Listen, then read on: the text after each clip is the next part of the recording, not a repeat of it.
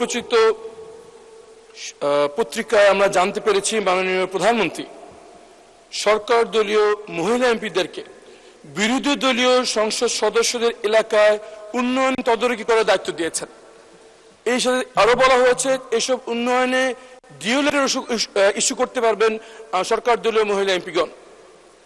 এই তথ্য থেকে আমাদের মধ্যে এই বিভ্রান্ত সৃষ্টি হচ্ছে যে এই কাজ কি তাদেরকে এই জন্য দেওয়া হচ্ছে যাতে আমরা যারা বিরোধী দলীয় এমপি আছি আমাদের এলাকায় উন্নয়ন কর্মকাণ্ডে আমাদের কোনো হাত থাকবে না, এটা নিশ্চিত করার জন্য কি এই নির্দেশ দেওয়া হচ্ছে কিনা দয়া করে মাননীয় প্রধানমন্ত্রী আমাদের সামনে পরিষ্কার করবেন। মাননীয় প্রধানমন্ত্রী। মাননীয় স্পিকার, ধন্যবাদ।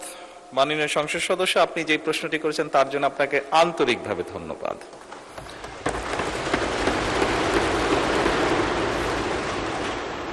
আপনি বোধহয় নিশ্চয়ই জানেন যে আমাদের দল থেকে এবং আপনাদের দল থেকে যে সকল নারী সদস্যকে সংসদ সদস্য হিসেবে নির্বাচিত করা হয়েছে কয়েকদিন আগে, সংবিধানে বা আইনে নির্দিষ্টভাবে তাদের কোনো আসন নেই।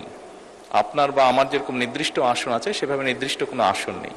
খুব স্বাভাবিকভাবেই আমরা আমাদের রাজনৈতিক বা সাংগঠনিক যে কাঠামো তার ভিত্তিতে আমরা তাদেরকে দলীয় অবস্থান থেকে আমরা কিছু জায়গা তাদের জন্য নির্দিষ্ট করেছি তারা কোথায় কাজ করবেন।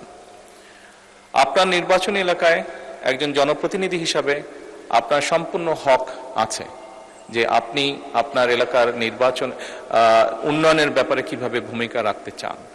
যেহেতু এই সংসদ এই নারী নেতৃবৃন্দকে বা নারী সংসদ সদস্যদেরকে নির্বাচিত করেছে, খুব স্বাভাবিকভাবেই তাদেরও একই রকম ভাবে হক আছে।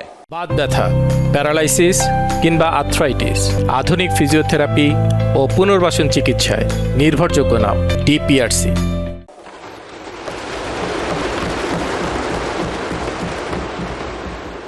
একই রকম ভাবে হক আছে তার এলাকার বা তার এলাকার মানুষের জন্য, এবং খুব স্বাভাবিকভাবেই আমরা যেটি নিয়ম আছে সরকারের সেই নিয়ম অনুযায়ী আমরা এগোচ্ছি। আপনার এলাকার যদি কোনো উন্নয়নের কোনো বিষয় যদি আমার সহযোগিতা করার কিছু থেকে জানাবেন, আমি সরাসরি আপনাকে সহযোগিতার চেষ্টা করব। ধন্যবাদ।